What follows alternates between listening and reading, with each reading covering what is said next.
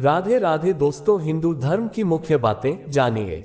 किसी भी धर्म के मूल तत्व उस धर्म को मानने वालों के विचार, मान्यताएं, आचार तथा संसार एवं लोगों के प्रति उनके दृष्टिकोण को ढालते हैं।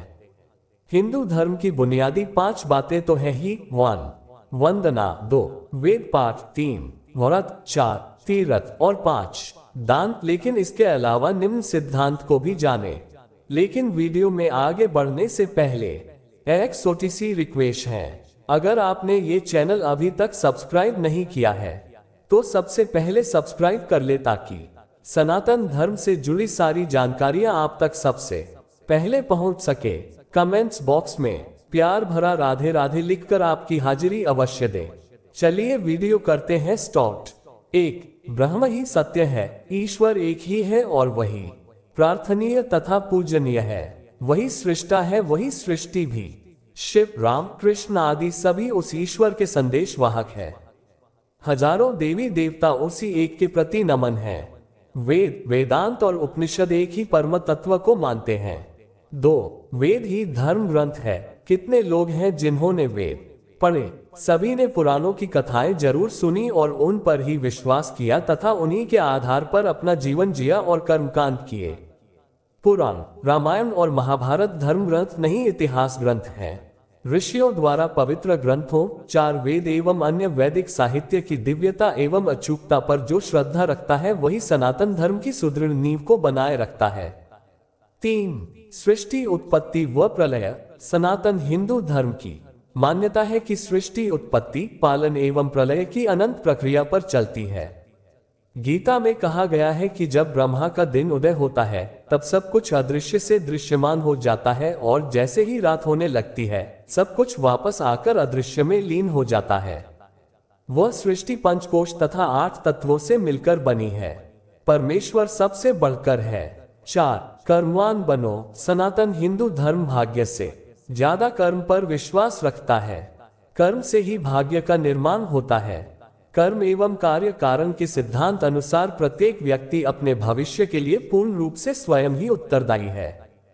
प्रत्येक व्यक्ति अपने मन, वचन एवं कर्म की क्रिया से अपनी नियति स्वयं तय करता है। इसी से प्रारब्ध बनता है। कर्म का विवेचन वेद और गीता में दिया गया है। 5.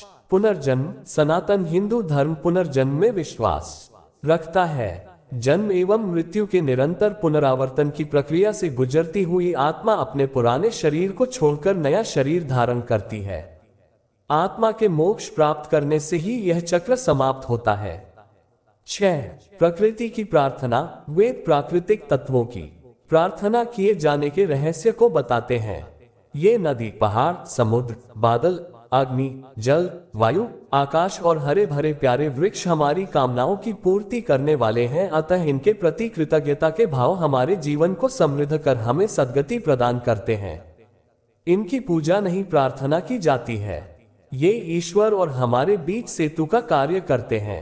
यही दुख मिटाकर सुख का सृजन करते हैं। 7. गुरु का महत्व। सनातन धर्म में सद्गुरु के समक्ष वेद शिक्षा दीक्षा लेने का महत्व है। किसी भी सनातनी के लिए एक गुरु, आध्यात्मिक शिक्षक का मार्गदर्शन आवश्यक है।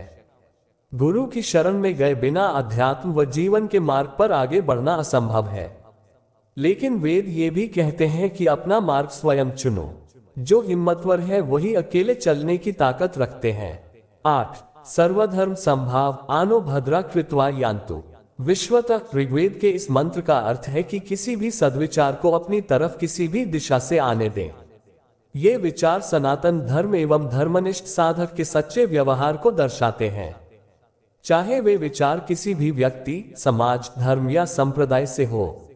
यही सर्वधर्म संभाव है।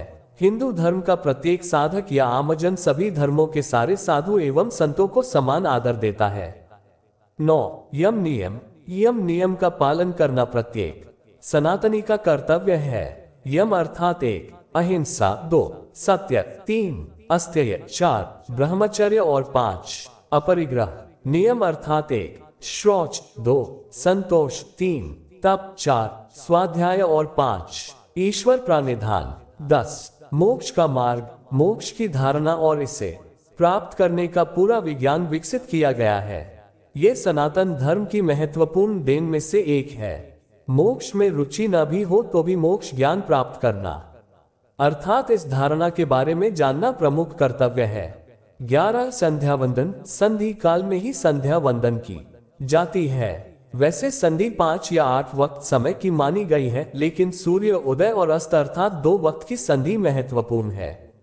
इस समय मंदिर या एकांत में शौच, आचमन, प्राणायाम आदि कर गायत्री छंद से निराकार ईश्वर की प्रार्थना की जाती है।